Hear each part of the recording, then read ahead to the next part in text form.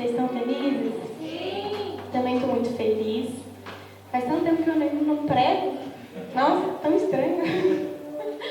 Mas hoje a gente vai estar mais uma vez dando continuidade à nossa série, falando sobre as 7 igrejas de Apocalipse. E eu queria que vocês já abrissem a Bíblia comigo em Apocalipse 2.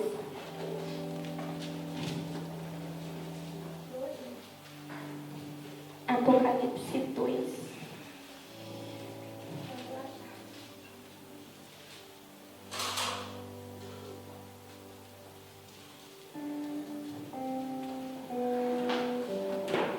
Versículo 12, tá, pessoal? Antes da gente ler esse texto, eu queria que a gente fizesse de novo só mais uma oração bem rápida com relação à palavra. Então eu queria que você colocasse a mão no seu coração junto comigo. Jesus, nós estamos aqui essa noite hoje para você. O Senhor é mais importante, a sua palavra é mais importante neste lugar. Nós queremos dar agora toda a atenção a você, nós queremos ouvir o seu Espírito Santo falar conosco. Então faça de nós uma terra árida, Jesus, me faça uma terra que é fértil. Faça de nós uma terra que recebe bem a sua palavra. Eu oro para que você nos leve a um lugar hoje de arrependimento e santidade. Nos leve a entender quem você é. Nós não queremos te perder nessa mensagem, Jesus. Nós queremos te encontrar nela. Nós queremos nos encontrar nela. Nós queremos nos arrepender. Obrigada, Jesus. Obrigada porque você é o centro de todas as coisas. Nós te agradecemos. Nós te honramos. Nós dedicamos a você as nossas vidas. Amém. Bom, a primeira coisa que eu queria pontuar com vocês antes de nós lermos o texto é dizer que todas essas orientações que o Senhor dá às 7 igrejas é um meio de Deus adornar a sua noiva, de adornar a igreja do Senhor. E o que Ele está fazendo conosco é exatamente isso. Ele está nos preparando para o grande dia do Senhor. Ele está nos amadurecendo. O Senhor deseja que a sua noiva seja uma noiva madura. E todas essas instruções que o Senhor está dando eu quero que vocês cheguem a um lugar de maturidade. Eu quero que vocês estejam preparados para o grande dia. Então eu queria muito que você encarasse todas as mensagens como: o Senhor está me adornando. O Senhor está me preparando para o grande dia. Então, por isso que nós precisamos reter tudo aquilo que está sendo falado. Porque nós queremos nos apresentar para Deus de uma maneira santa, de uma maneira pura. Então, nós precisamos dar ouvido ao que Jesus tem para falar conosco. Então, todas as mensagens que você ouvir, já foram 2. Se você perdeu alguma, você pode ir lá no YouTube e rever as mensagens. Comece a ter essa perspectiva. Senhor, me adorne. Senhor, me prepare para o grande dia do Senhor. Eu preciso. Se vocês forem ver, são 7 cartas, 7 igrejas. 7 é o número da perfeição. Então são orientações para que nós sejamos aperfeiçoados no Senhor. Para que nós sejamos maduros para o grande dia, como Ele é. Amém? Vamos estar lendo junto comigo? Ao anjo da igreja em Pérgamo, escreve: assim diz aquele que tem a espada afiada de 2 gumes. Sei onde moras, é onde está o trono de Satanás. Tu, porém, seguras firmemente o meu nome, pois não negaste a minha fé, nem mesmo nos dias de Antipas, minha testemunha fiel, que foi morto junto a vós, onde Satanás habita. Tenho, contudo, algumas reprovações a fazer. Tens aí pessoas que seguem a doutrina de Balaão, o qual ensinava a Balaque a lançar uma pedra de tropeço aos filhos de Israel, para que comessem das carnes sacrificadas aos ídolos e se prostituíssem. Do mesmo modo, tens também tu pessoas que seguem a doutrina dos nicolaítas. Converte-te, pois, ou arrependa-se. Do contrário, virei logo contra ti, para combatê-los com a espada da minha boca. Quem tem ouvidos, ouça o que o Espírito diz às igrejas. Ao vencedor darei do maná escondido, e lhe darei também uma pedrinha branca, uma pedrinha no qual está escrito um novo nome, que ninguém conhece, exceto aquele que o recebe. Bom, então eu quero citar um pouquinho vocês do que acontecia naquela igreja de Pérgamo.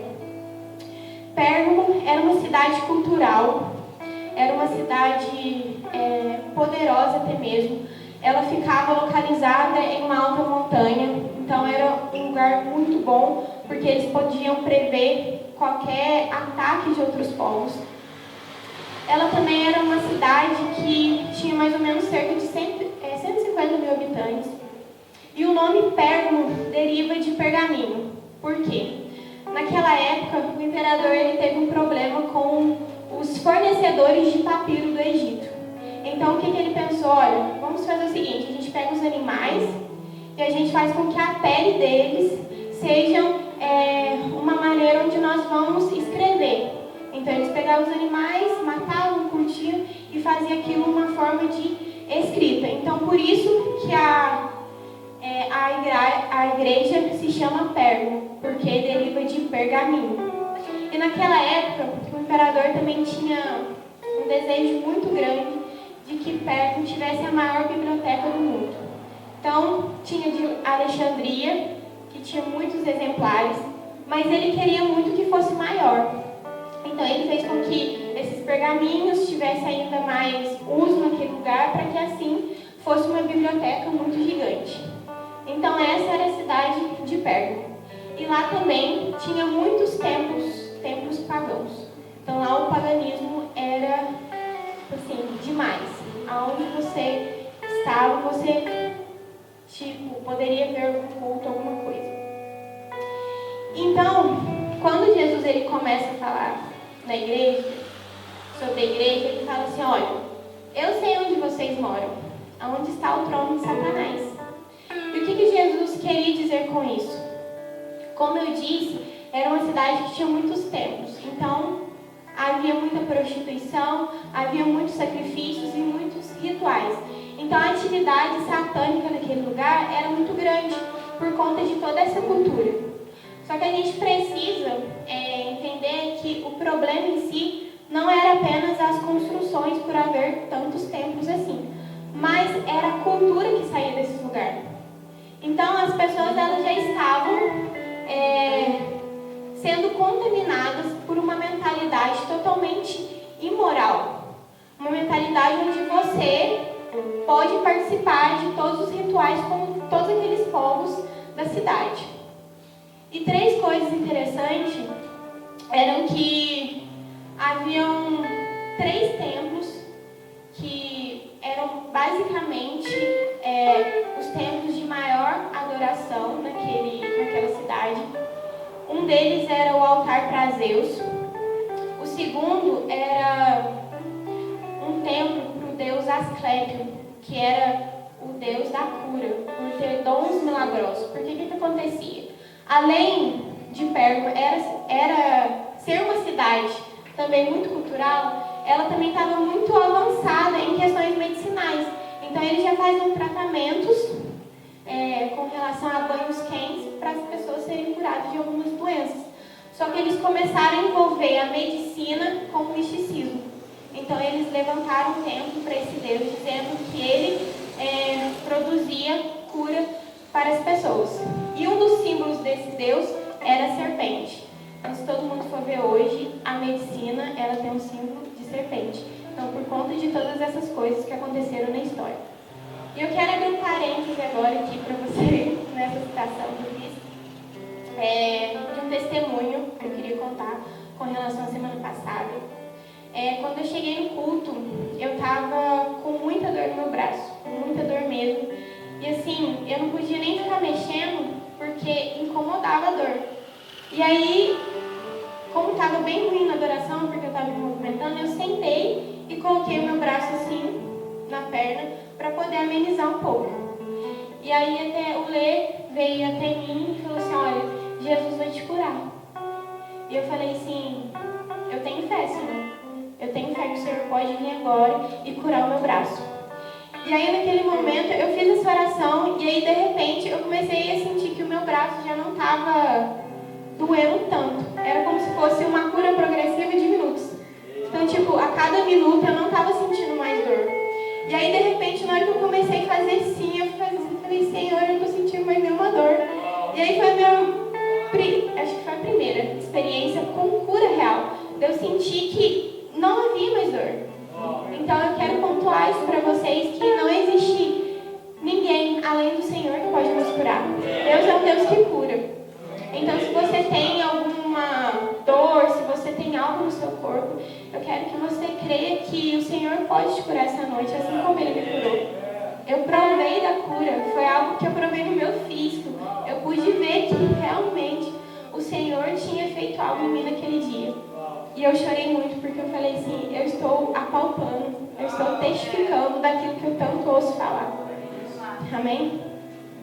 Então, como eu disse, havia um altar para Zeus, havia um templo para esse deus Asclépio, que tinha dons de cura, segundo o povo.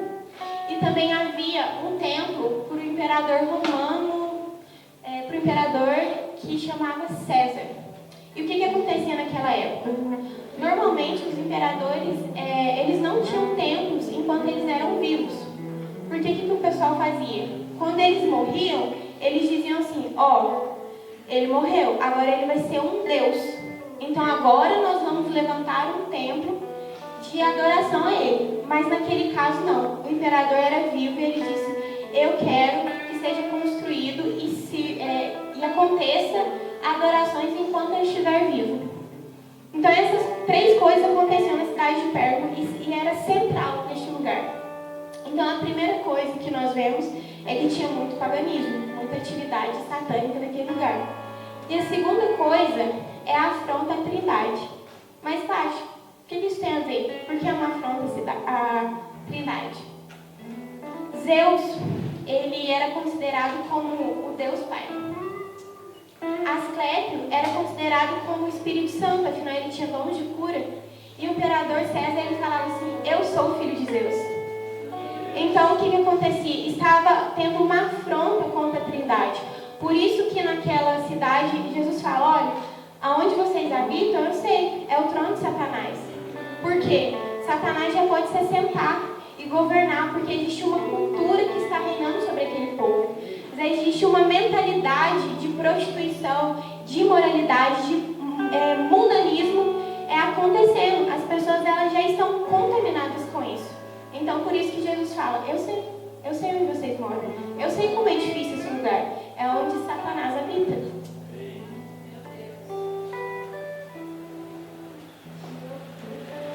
Meu Deus mesmo.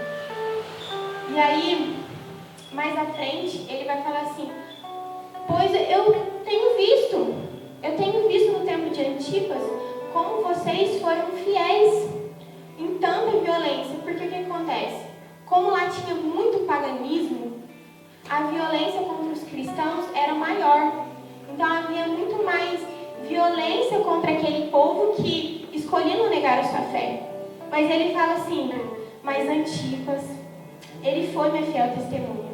E quem que foi Antipas? Foi o pastor, o discípulo de João. Então Jesus fala, olha, eu estou honrando a devoção daquele homem. Que mesmo diante de toda perseguição, que mesmo diante de toda violência, ele escolhe ser fiel a mim. E o que eles fizeram com Antipas? Eles capturaram Antipas, levaram ele até um local onde se fazia sacrifícios para deuses, e eles colocaram ele dentro de um bezerro de bronze, e Antipas ele foi cozido. Eles atearam fogo e começaram a cozinhar Antipas naquele óleo, naquela água. E enquanto Antipas ele gritava de dor para aquilo que estava acontecendo com ele, os homens ficavam assim, as pessoas que estavam fazendo aquele ato. Olha lá, que engraçado, gente. O bezerro está mugindo. O bezerro está mugindo. Não é Antipas quem está gritando, é o bezerro. E eu quero ressaltar uma coisa aqui para vocês, que Jesus falou muito comigo. Enquanto Antipas estava sendo sacrificado para outros deuses, enquanto Antipas estava sendo alvo de deboche daqueles homens, Deus estava se agradando, porque ele estava sendo um sacrifício vivo e voluntário. Então, o que o Senhor espera de nós? Uma devoção que é maior do que qualquer consequência que possa vir até nós. Nós precisamos ser fiéis àquilo que o Senhor nos entrega e não negociar, porque é muito fácil negociar. Às vezes nós não negociamos por uma pequena, entre aspas, perseguição comum que nós temos, talvez. Olha lá, o crente. Mas diante dessas coisas, às vezes fica um pouco mais, você tendencioso a pensar, nossa, mas é a minha vida. Mas não é a nossa vida. É a vida de Deus em nós. Nós não temos vida fora de Jesus. Nós não temos vida fora de Cristo. Então cabe a nós a entregar a quem é devido, ao Senhor. Então Antipas permaneceu sendo fiel, mesmo diante de toda violência. Ele não se deixou contaminar. Por quê? Ele foi capturado porque ele era um homem que ficava de um lado para o outro, flertando com as coisas? Não. Ele não mudou o Evangelho. Ele não mudou as boas novas. Ele não mudou essa doutrina. Ele não mudou para se encaixar naquela igreja, naquela cidade. Ele falou assim, eu permaneço carregando o que é puro e santo. E se é necessário que eu morra para que o Senhor seja glorificado. Então, Jesus fala, não, tudo bem, eu sei onde vocês estão. É muito difícil realmente, afinal, é onde Satanás habita. Eu vi no tempo de Antipas, a minha fiel testemunha, como que vocês perseveraram diante de tanta violência. Contudo, porém, eu tenho algumas coisas contra vocês. E aí que começa a entrar o que Jesus quer tratar nessa igreja, que nada mais é do que o mundanismo. O que estava acontecendo naquele lugar? O mundo estava entrando dentro da igreja. Aquela cultura que prevalecia naquele povo estava influenciando os cristãos. Os cristãos estavam negociando a sua devoção, negociando a sua santidade para talvez se encaixar na cultura daquele lugar. Então ele fala assim, olha, tem porém contra vocês. Vocês toleram a doutrina de Balaão e a doutrina dos nicolaítas. E uma das coisas que ambas doutrinas elas toleravam era a libertinagem. Tanto a de Balaão como a dos nicolaítas. Eles toleravam uma vida libertina. Então eu queria falar basicamente o que seria essa doutrina de Balaão. Balaão ele foi um profeta do Antigo Testamento. Se você quiser ir em Números, vai ter toda a história. E ele foi um profeta que fez com que o rei Balaque incentivasse as moabitas a seduzirem os homens de Israel. Então eles falaram, olha, eu não vou conseguir amaldiçoar o povo de Israel, Deus não deixa. Mas é o seguinte, sabe o que a gente faz? A gente vai lá, fala para as moabitas seduzirem os homens de Israel, e aí elas vão trazer eles, e eles vão poder participar dos cultos pagãos e praticar imoralidade, porque eles iam se prostituir sem aliança, sem compromisso. Então ele fala, vocês estão tolerando isso no meio de vocês. Vocês estão tolerando alianças que não têm responsabilidade. Vocês estão tolerando uma vida sem compromisso. Vocês estão deixando com que isso entre dentro da igreja. Vocês estão comendo de um alimento que eu não estou dando. Então ele vai e adverte aquela igreja. E aí eu quero falar para vocês que a doutrina de Balaão era como um fermento. Balaão jogou um fermento nos israelitas. Mas Tati, por quê? Quando a gente vai lá no Antigo Testamento, tem a parte que ninguém gosta de ler, que é dos rituais. Faz isso, faz aquilo, põe lá, tira e põe. Ninguém gosta. Só que sabe por que a gente não gosta? Porque a gente não entende porque Deus mandou escrever. E sabe por que Deus mandou escrever? Ele falou assim, ó, tô tirando vocês do Egito, vocês vão peregrinar. E aí vocês vão acessar Canaã. Só que vão ter muitos povos. E vão ter muitas culturas pagãs. Só que Israel precisa permanecer um povo santo. Precisa permanecer um povo puro. Então Deus cria todos os rituais para que Israel fosse um povo diferenciado. Para que Israel não fizesse aliança com outros deuses. Porque afinal existe somente um Senhor. Nós não fazemos aliança com o mundo. A nossa aliança é com Jesus. Jesus é o nosso noivo. A noiva ela não tem que ser adúltera, ela tem apenas um homem. E esse é o Senhor. Então, o que Balaão fez? Ele jogou um fermento no meio do povo de Israel, para que assim eles fossem induzidos a fazer práticas que não agradavam o Senhor. E eu quero frisar essa noite com vocês 2 gatilhos que a gente precisa ter muito, mas muito cuidado, para isso não ser o fermento nas nossas vidas. Porque, como eu disse, Deus desejava com que Israel fosse um povo santo. E assim é conosco. Nós somos o povo de Deus, nós somos a família de Deus. Então nós precisamos nos manter santos, puros, sem nada que contamina, sem nada que mancha, sem nada que suja. Então eu quero ressaltar 2 gatilhos. O primeiro deles é a Netflix e o segundo é o Instagram. Mas Paty, por que você está falando? Porque hoje todo mundo vê, porque hoje todo mundo usa. E aí sabe o que está ficando normal? A Netflix ela colocar um filme onde tem moralidade sexual e os cristãos falaram assim: ah, tá tudo bem, né? Eu não vou fazer. Ah, tá tudo bem eu ver, né? Uma cena de sexo, imagina, eu vou me guardar para o Senhor. Só que de repente isso começa a fermentar a sua vida.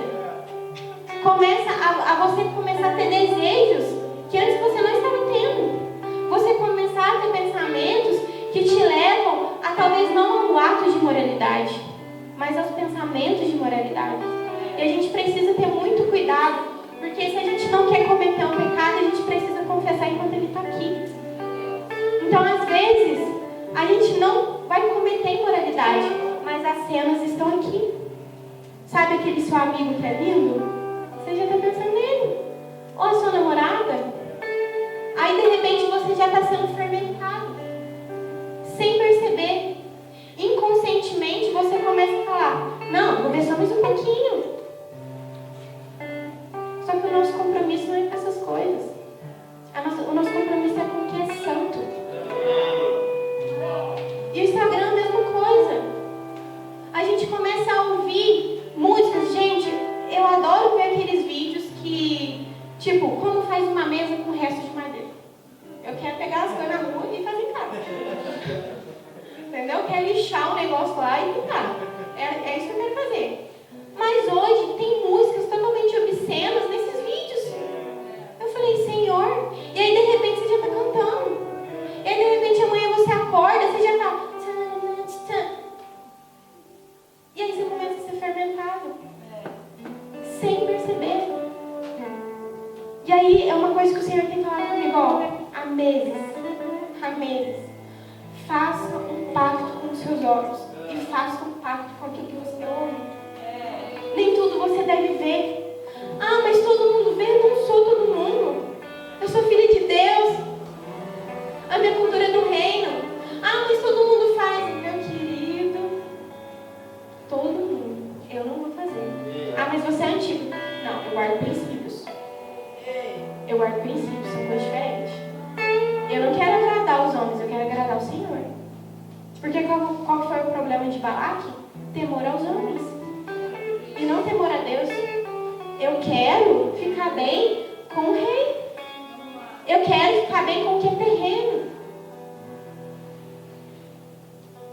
A gente precisa realmente tomar muito cuidado. Ah, Paty, mas eu não vou mexer no Instagram e você está falando, nossa, mas você mexe? A gente não vai ver Netflix, Patrícia, mas você vê? Cara, sabe toda vez que tem uma cena de sexo? A gente pula. A gente precisa ver isso. Aí você fala assim: mas Paty, você já é casada, o que tem? Cara, o meu leito tem que ser sem mancha, sem mácula. Cara, isso não é somente para os solteiros, isso é para os casados. Eu não tenho que desejar o que eu vejo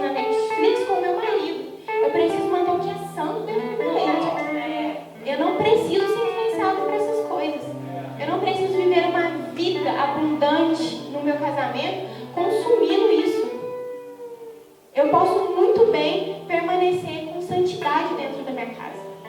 Então eu não vejo. Se eu vejo que algo disso vai agradar o Espírito Santo, eu falo, não, obrigada. Deus abençoe essa vida, mas estou de boa. A gente precisa tomar decisões, sabe, que condizem com aquilo que a Bíblia diz. A gente tem que permanecer fiel à sã doutrina. A gente não pode deixar que as falsas doutrinas entrem e mude o Evangelho. O Evangelho é penoso para alguns, mas é claro, ele muda a gente. É muito fácil continuar do mesmo jeito, continuar com as mesmas práticas, mas o Evangelho é aquele que te faz uma nova criatura.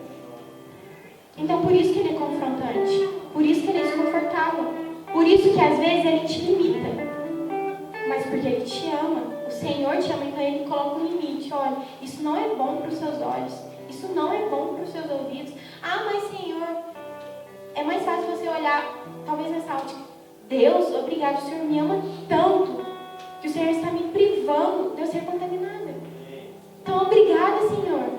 Obrigado porque o Senhor ainda fala. Obrigado porque o Senhor ainda me limita. Porque, então, o Senhor é real. O Senhor está cuidando. E aí, a segunda coisa que acontecia era a doutrina dos nicolaítas. Que, como eu disse, ambas falavam sobre libertinagem. E aí, o que nicolaíta significa? Governar sobre um povo leigo. Então, havia algumas pessoas ali que estavam disseminando isso, porque as pessoas eram leigas. Eles queriam privar das pessoas crescerem espiritualmente.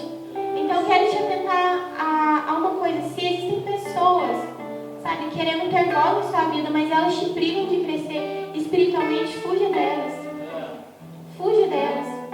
O Senhor, ele quer uma igreja madura. Ele não priva ninguém de amadurecer e crescer. Esse é o desejo de Deus. Então, fuja disso. Fuja de líderes, de pessoas que têm essa forma de agir. E uma das coisas que os nicolaítas, eles disseminavam, era uma heresia de, tipo assim, olha, crente, olha, vocês aí cristãos, vocês não precisam se arrepender de tudo. Não precisa, não. Imagina que vocês precisam se arrepender. Essas coisas aqui são todas normais. Então, enquanto Balaão falava assim, ó, vamos jogar o fermento, aí os nicolaítas vinham e falavam assim, ó, vamos misturar com o povo. Vamos misturar. Sabe por quê? O que acontecia naquela época? Como tinha o imperador César, ele exigia que prestassem adoração. Então, o que eles faziam? As pessoas tinham que ir lá e falar, César é o Senhor. E aí o povo falava assim, não, imagina, a gente sabe que Deus é Deus. A gente sabe que Deus é o Senhor das nossas vidas. Ah, mas tá tudo bem, né? Eu ir ali, comer uma carne sacrificada, tá tudo bem eu me prostituir, tá tudo bem eu participar dos cultos pagãos, tá tudo bem. Então os nicolaítas falam assim, olha, tá tudo bem vocês fazerem tudo. Só que na verdade não tá tudo bem. Porque isso foi o que eles disseram, mas não o que o Senhor disse. Tem muito cuidado com o que a gente fala. Ah, tá tudo bem eu ir ali, né? Tá tudo bem eu fazer isso, tá tudo bem. Mas e o Senhor, onde ele fica? Isso é idolatria. É só o que você quer. Mas não é o que nós queremos, é o que o Senhor deseja. Então eu quero muito que vocês tenham esse zelo por tudo que vocês ouvem, por tudo que vocês veem, por tudo que vocês consomem. Tenham filtro. Coloquem limites na vida de vocês. Não se contaminem por tão pouco. Não entrem em moralidade por tão pouco. O Senhor é maior que tudo isso. A santidade de Deus, a pessoa de Deus é maior que todas essas coisas. Então não negocie essas coisas. Amém? E aí, se a gente se perguntar, mas como que eu faço? Como que eu faço para arrancar todas essas coisas da minha vida? Sabe, gente, eu me encontrei num lugar que eu falei assim, Senhor, eu tô puro fermento. Senhor, todo mundo à minha volta fala pra mim que não tem nada a ver. E às vezes por um momento eu tive Pensando bem, né? Tem também, nessa proporção que todo mundo diz. Eu falei, Deus, isso não é o que o Senhor deseja. E aí, Jesus ele começa falando assim, ó. Assim diz aquele que tem a espada afiada de 2 gumes. E aí eu quero abrir lá em Hebreus 4, com vocês dois. Porque como a gente retira isso de nós, como a gente retira isso das nossas vidas, sabe? Como que a gente limpa o nosso coração.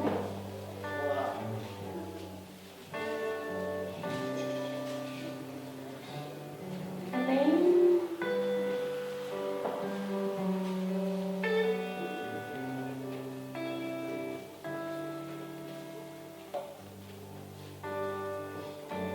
Hebreus 4:12.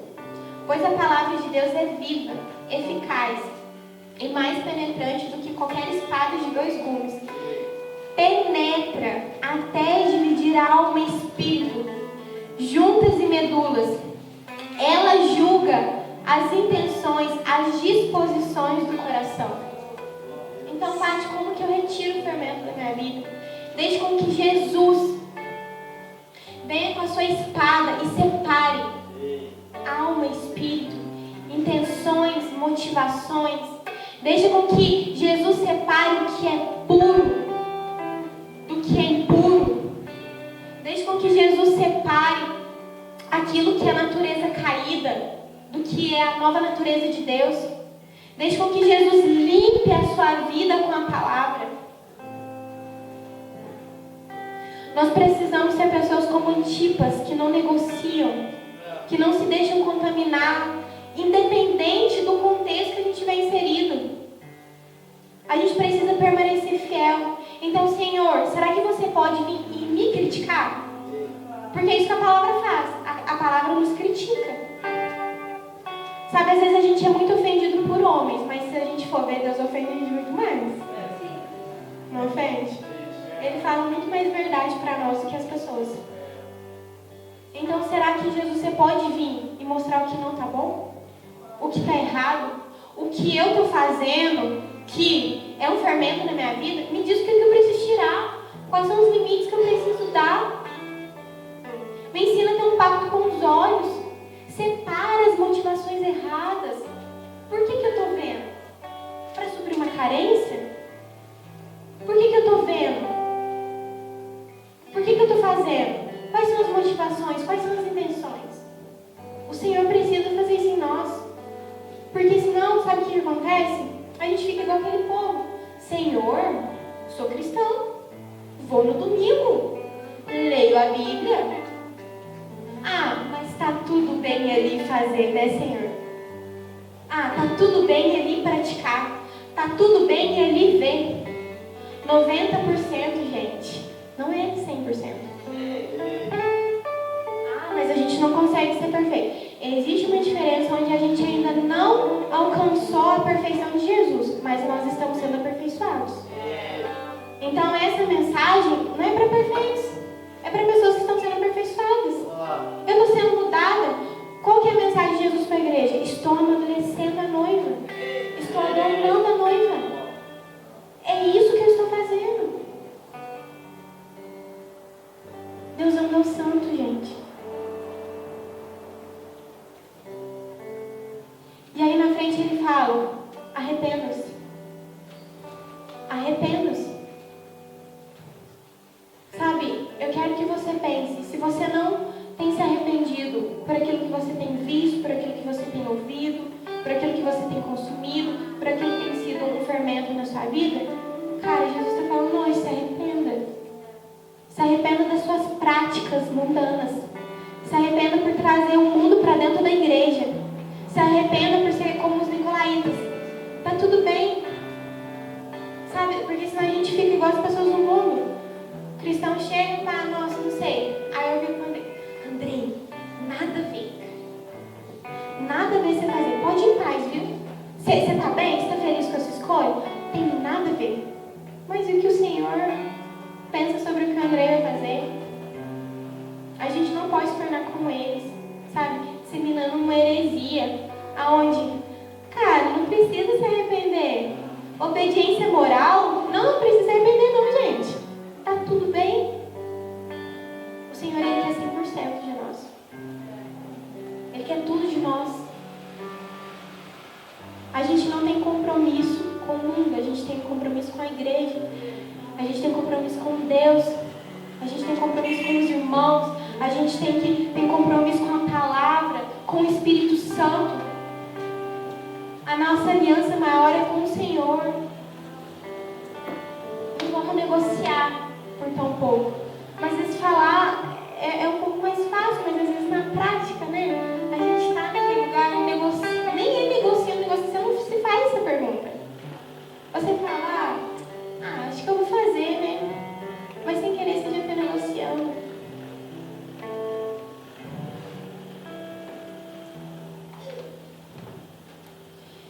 E mais à frente, ele vai terminar, né? Jesus vai terminar tudo que ele fala, fazendo algumas promessas de algumas recompensas. O Senhor recompensa.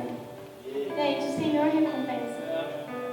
Às vezes a gente está buscando, alguma recompensa aqui, sabe? Senhor, olha, me veja. Olha como eu estou andando certinho. Cara, a nossa maior recompensa é celestial. Às vezes a gente está buscando alguma recompensa humana. Ô pastor, me nota aqui, olha, eu sou tão santo. Ô irmãozinho do lado, olha aqui como eu ando bem. Não. A pessoa que precisa reconhecer é o Senhor. Ele que precisa reconhecer o nosso coração. E aí eu quero até pontuar uma coisa, às vezes, tipo assim, quando a gente ouve algumas coisas das pessoas, ainda mais quando é elogio, né, gente? Tipo assim, nossa, você tá incrível em Deus, olha que fome. Só que, tipo assim, a pessoa falou por alguma coisa externou ali, te viu queimando muito no culto. Só que, sabe, uma coisa pra gente não ficar se vangloriando muito, você fala assim, obrigada, amém. Fala mesmo. Mas aí você chega em casa e fala assim, Senhor, hoje o André falou pra mim que eu estava muito de Deus. Mas o que o Senhor acha? O que o Senhor pensa? Porque o Senhor sonda o meu coração. O Senhor conhece o meu levantar e o meu deitar. O Senhor tem se agradado do meu dia. Sabe, tá tudo bem as pessoas falarem, cara, nossa, você tá muito bem, Deus. Que fome! Não é bom? É bom. Mas e você, Jesus? A sua opinião é a mesma sobre mim? Porque às vezes você está vivendo uma aparência de eu tenho muita fome e eu sou de Deus. Mas lá Deus está falando assim, ai, pelo amor de Deus, vamos arrepender? E aí você está assim, não. O importante é que a galera está falando que eu sou muito santa e tenho muita fome de Deus. E aí a gente começa a viver de aparência. Então, tudo que você ouvir, você chega para Jesus e fala, Jesus, e o que você pensa sobre mim? Eu quero a sua recompensa. Eu quero o seu reconhecimento. Eu quero a sua opinião. E claro que é bom de ouvir de alguém, gente. Testifica em nós, né? Caraca, eu estou conseguindo mudar. Mas busque, Senhor, eu quero me basear naquilo que você está dizendo. Antes de qualquer pessoa. Eu quero que a sua opinião seja a base da minha vida. Amém? E aí ele vai fazer duas promessas de duas recompensas. A primeira delas é um maná escondido. E a segunda é uma pedrinha branca escrito um novo nome. E é muito interessante, né? Hoje eu estava até conversando com as meninas, né? É muito interessante porque Jesus, ele vai recompensar dentro do contexto daquelas pessoas. Claro que entra dentro do nosso também. Mas para eles também fazia muito sentido. Por quê? Maná escondido. Está falando de um alimento superior.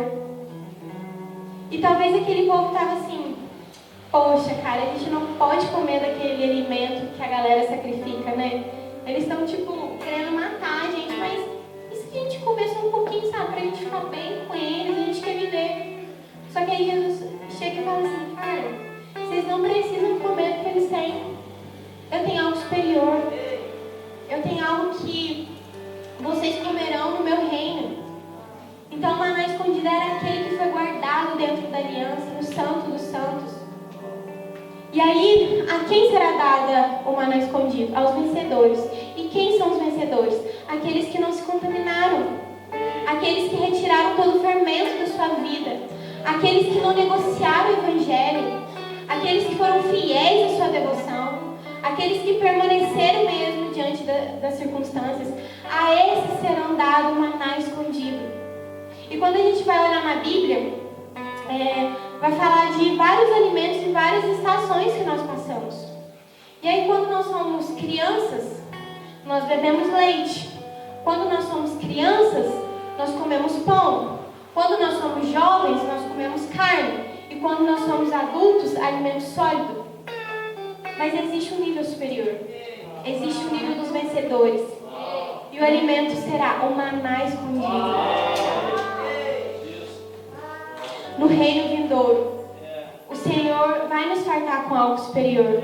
Nós não precisamos de todos os manjares daqui, meus amigos. Existe algo superior para nós. Se nós permanecermos fiéis, o Senhor está nos amadurecendo. Porque hoje eu sou bebê, amanhã eu sou criança, agora eu sou jovem e agora eu já sou adulto. Maná, eu cheguei à perfeição. Eu sou como Jesus é. Eu posso comer de algo superior. E a segunda coisa que Jesus ele vai prometer é uma pedrinha branca escrito um novo nome. E o que acontecia naquela época? Quando uma pessoa ela prestava serviços devido à sua muita valentia à comunidade, eles davam uma pedrinha branca. Era um privilégio a pessoa receber essa pedrinha branca, porque que ela pensava: caraca, estão me reconhecendo, né? Eu fiz um serviço muito valente à comunidade que eu estou situada. E aí também tinha o hábito de, quando o imperador ele queria fazer um grande evento, a maneira com que as pessoas tinham acesso era apresentar essa pedrinha branca. Então o que o Senhor está falando para nós? Olha, vocês vão ter algo para participar do maior evento de todos. O maior evento de todos vai acontecer. As bodas do Cordeiro vão acontecer. E eu estou dando algo que vocês vão poder chegar e falar assim: eu tenho acesso, eu posso adentrar. E naquela época o que acontecia muito também? Quando as pessoas elas davam essa pedrinha branca, tem hoje Alice, aleluia Alice. Quando as pessoas elas ganhavam essa pedrinha branca, era como se simbolizasse uma medalha olímpica. Então, se hoje você corre uma Olimpíada, você ganha uma medalha. E antigamente era assim: olha, você ganhou as Olimpíadas, você vai ganhar uma pedrinha branca. E o que acontecia naquela época? Havia muitos jogos que eram voltados para deuses. Só que, gente, cristão podia participar? Não, porque não era para outros deuses? Sim. Então, o que eles poderiam pensar? Poxa, a gente não está ganhando isso. Mas aí Jesus vem: cara, vocês vão ganhar algo superior. Vocês não vão ganhar nada que é terreno, mas eu vou separar para vocês que é celestial. Existe algo superior para vocês. E aí ele fala: olha, nessa pedrinha vai ter um novo nome. E aí todo pai o que faz? Todo pai carinhosamente dá um novo nome para o seu filho. Então nós seremos recompensados? Sim. Nós seremos recompensados pelo Senhor. Mas não por tudo que a terra nos oferece, não por tudo aquilo que o mundo nos oferece, mas por tudo aquilo que o Senhor é. O Senhor, como um bom Pai, Ele vai nos recompensar. Ele vai recompensar a nossa fidelidade. E o nome, o que significa você dar o nome? Significa você estar dando destino. Então, quando você tiver um filho, você pensa: que nome eu vou colocar? Eu quero que isso seja como algo profético. Eu estou dando destino. Então o Senhor nos dará um novo nome, onde vai nos destinar para a era vindoura. O que nós vamos fazer com Deus? Como nós vamos cooperar? O novo nome irá nos dizer. O novo nome irá nos recompensar, onde nós teremos um lugar com Jesus. Amém? Ai, gente. Tem um se encerrar, né? Mas, enfim, eu queria muito que vocês se atentassem ao que Jesus falou individualmente. Porque cada um de nós está numa estação, cada um de nós está passando por algo. Então, algo nos marca. Talvez o que marcou o Andrei não me marcou, mas é porque existe uma estação do Andrei que ele precisa disso. Então eu quero que vocês se atentem ao que o Espírito Santo mais fala com vocês. Sabe, será que a minha vida está fermentada?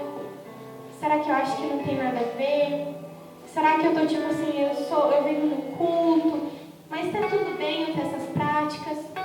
Será que a palavra de Deus tem criticado a minha vida? Será que ela tem gerado transformação? Será que eu tenho sido fiel à minha devoção? Quero muito que vocês pensem sobre isso, assim como eu tenho pensado, assim como eu tenho sido confrontada por Deus, a ser santa, a ser pura, a ser uma noiva totalmente limpa. Então que o Senhor, Ele limpe a nossa mente e que Ele limpe o nosso coração de tudo aquilo que nos fermenta. Amém?